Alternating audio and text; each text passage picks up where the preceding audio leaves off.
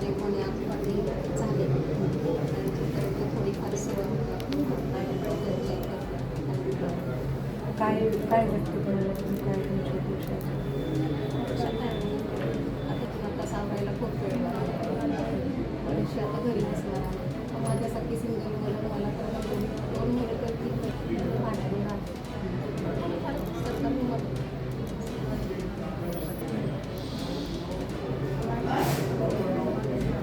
तुमच्या पुण्यातलं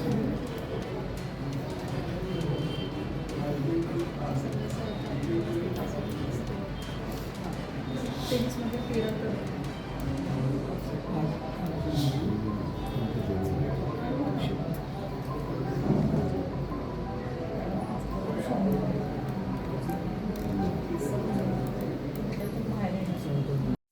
ही सगळी दुर्घटना जर बघितली तर याच्यामध्ये पालिका आयुक्त आणि प्रकल्प अधिकारी संजय कुलकर्णी यांनी कमालीचा ढिसाळपणा हलगर्जीपणा दाखवलेला आहे.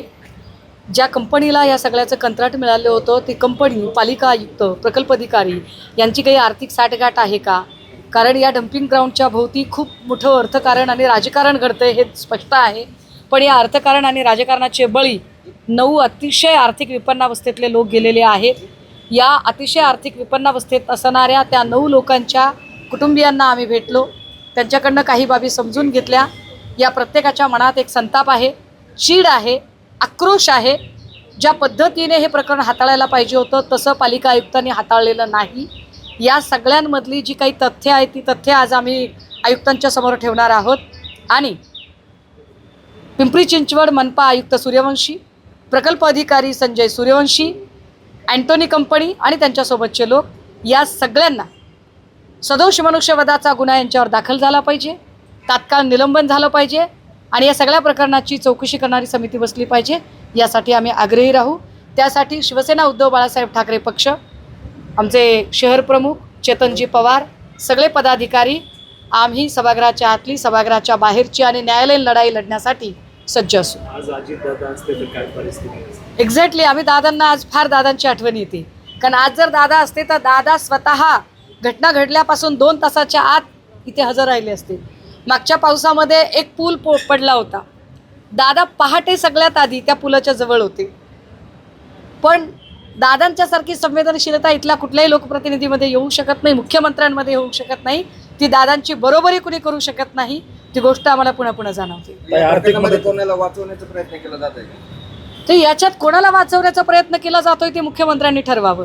पण आत्ता आम्हाला प्रत्यक्ष प्रथमदर्शनी जे दिसतंय त्याच्यामध्ये पालिका आयुक्त आणि पालिकाचे प्रकल्प अधिकारी या दोघांवर गुन्हा दाखल झालाच पाहिजे आणि सह आरोपी त्याच्यातली कंपनी अँटोनी यांना सुद्धा केलं पाहिजे हे स्पष्ट आहे. मुख्यमंत्री अधिकाऱ्यांना पुण्यात घेऊन घटनेची आढावा घेतात पण मुख्यमंत्री अरे पण कचऱ्याच्या ढिगात लोक गेली आहेत.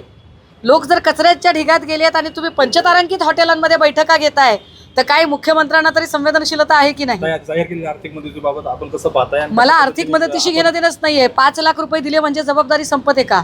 5 लाख आणि 10 लाखाने प्रश्न सुटत नाही. मुळात या प्रत्येकाने आपली कर्तृत्ववान माणसं घरातली गमावलेली आहेत.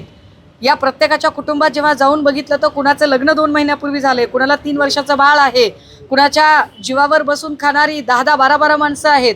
त्यामुळे या कुटुंबाचं पुढे काय हा सगळाच विषय महत्त्वाचा आहे आणि त्या सगळ्यांवर आम्ही बैजवार चर्चा करू. शिवसेना म्हणून आम्ही शिवसेना म्हणून आम्ही रस्त्यावरची, सभागृहाच्या आतली, सभागृहाच्या बाहेरची आणि न्यायालयीन सर्व प्रकारची लढाई आम्ही लढत राहू.